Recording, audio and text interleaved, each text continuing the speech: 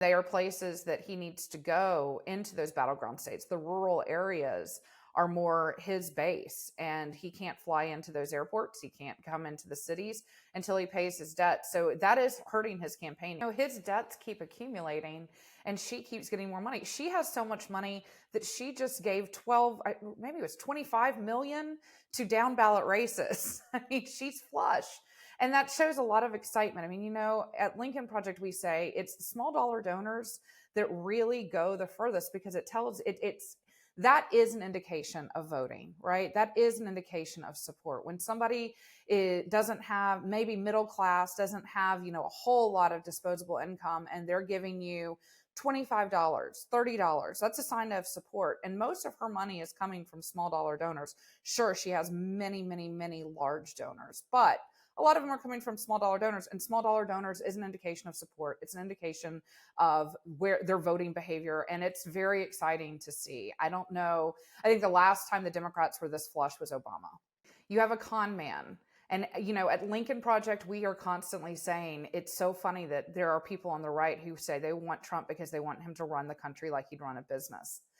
He is the only businessman I've ever known who could run a casino into the ground.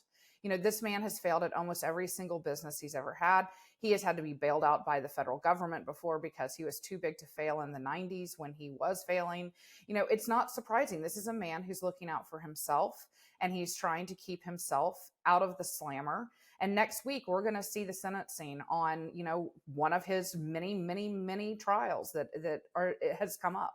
Trump is still raising money. I mean, he's still conning his people with his NFTs and, his shoes and all of the crazy things that he's trying to sell. I mean, I think this week it was a coffee table book. And so he's still trying to raise money that way. Do I think that this will affect his campaign? Well, yeah. I mean, like I said, most people, when they're running for office, they're running for office. They're not running from the law. And so he is currently, having to spend an exorbitant amount of money on his legal fees. On top of that, he owes a lot of money to the states where he has gone, and to the swing states where he was in the primary, and he never paid his bills. I mean, he's notorious for not paying his bills.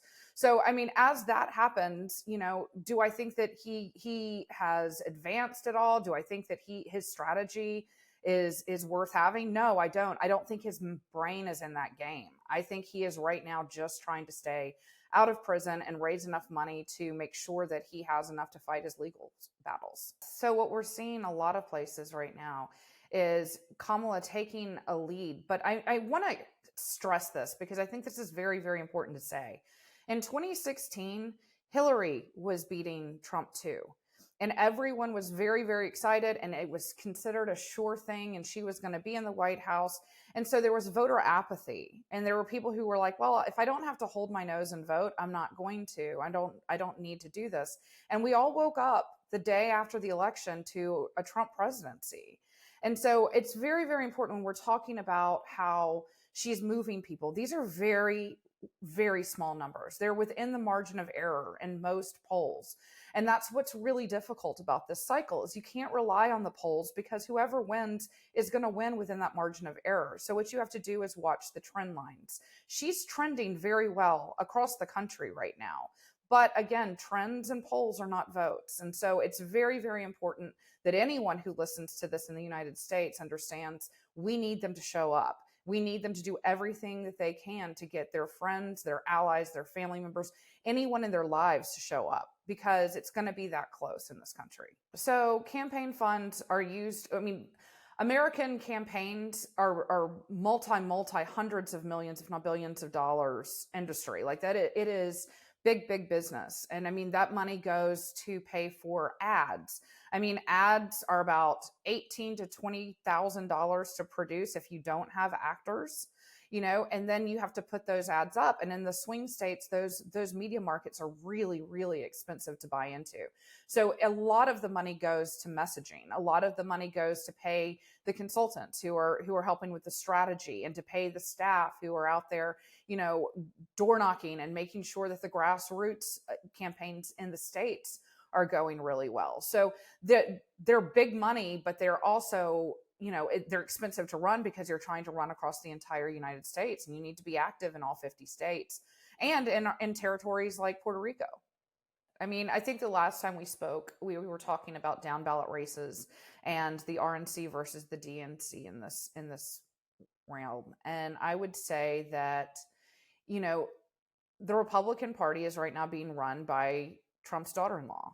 And that is hurting the party because any donations that are going to the party are actually going to go to Trump as the head of the party and his campaign and his needs and his desires. We've never really seen anything like this before. Like, people don't typically use their campaign funds to pay for their legal bills. And his campaign is not paying his legal bills, but the super PACs that support him are doing that. And that includes, the RNC. So yes, I mean, I think this you're going to continue to see money mismanaged by the Trump campaign. It's a mafia organization. I mean, they're making sure that they are being paid, that they are getting what they need out, and making sure that their legal bills are paid. Before, they don't care about the Republican Party. They never have cared about the Republican Party. This has always been about Trump and his kids and making sure that their empire increases, very much the way that Putin did in Russia with the oligarchs. I mean, he's wanting to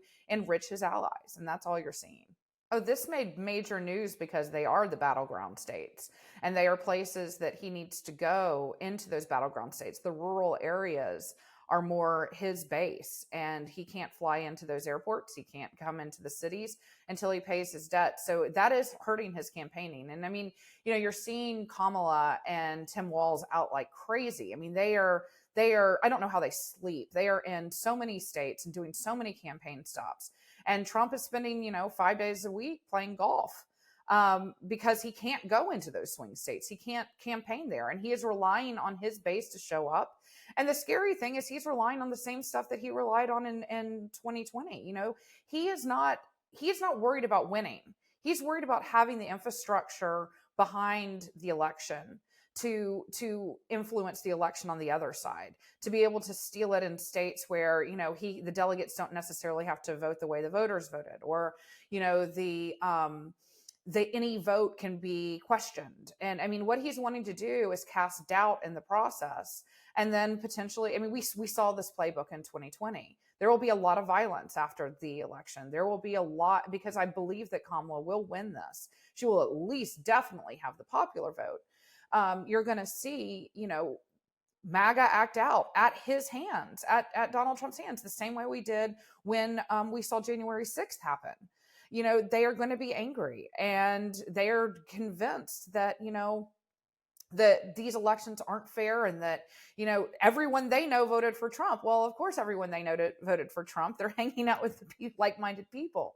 So, I mean, it's going to be on the other side of the election is going to be a lot scarier than this side of the election. And it's because he's not counting on winning this outright. He's counting on being able to steal it on the back end. I think it could be trauma, and it could be PTSD. I mean, I think anybody who's ever come that close to death is going to be shook by it, right? So, I mean, I think that could be part of it. But you're also not dealing with a normal person, and you're dealing with a narcissist, malignant narcissist. And I mean, he could also be watching this going, well, look, I escaped death. And if I can escape death, then I can escape all of the legal woes that are ahead of me right now. If I escaped death, then I must be some sort of God. If I escaped death, then the things that the evangelical community may feel about me, being the second coming, maybe that's true. So, I mean, you can never read Donald Trump, but the fact that he continues to watch it over and over and over again, I don't necessarily see as a sign of trauma. I see it as a sign of him trying to rally himself up against this behemoth of a Harris Walz campaign that is coming for him. And, next week we have the debate, probably the only debate we will have in the presidential this year.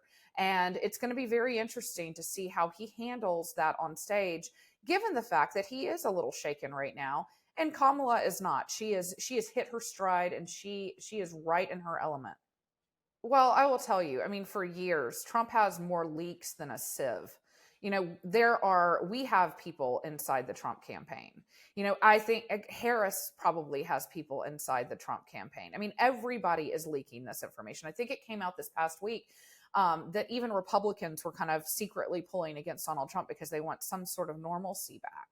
And so, I mean, that's real. And there are a whole lot of issues in there because look, rats are going to jump off a sinking ship, and the people who are in that ship right now and are trying to make people on the outside aware of what's going on, they're not heroes. They're still slimeballs too. I mean, they're a part of the Trump, machine. But what they're doing is they are leaking information, and in some ways, it is, while it's not necessarily what you want to see in a campaign. I can tell you, Lincoln Project's very grateful to know what's going on in that man's head on the daily.